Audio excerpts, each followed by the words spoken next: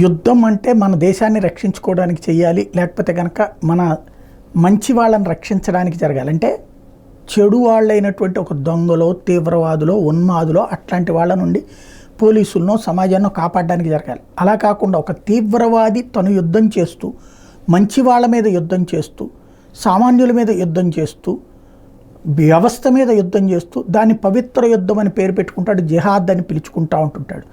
ముంబైలో జరిగినటువంటి దుర్మార్గ పనుల దగ్గర నుంచి భారతదేశంలో చేసిన ప్రతి దుర్మార్గ పని వెనకాల జిహాద్ అంటే పవిత్ర యుద్ధం అని వాళ్ళ భాష. అపవిత్రంగా చేసినటువంటి దుర్మార్గులు వాళ్ళు.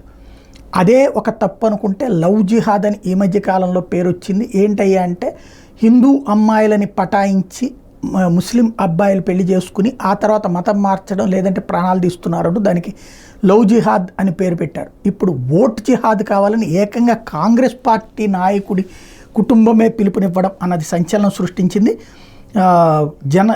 ఇది కీలకమైనటువంటి అంశమైంది. ఏదైతే తాజాగా ఓట్ జిహాద్ అన్నటువంటి పిలిపిచ్చినటువంటి సమాజ్వాదీ పార్టీకి సంబంధించినటువంటి లీడర్ మరియా అలం వ్యవహారం ఇప్పుడు స్వయంగా ప్రధానమంత్రి నరేంద్ర మోడీ జోక్యం చేసుకున్నారు.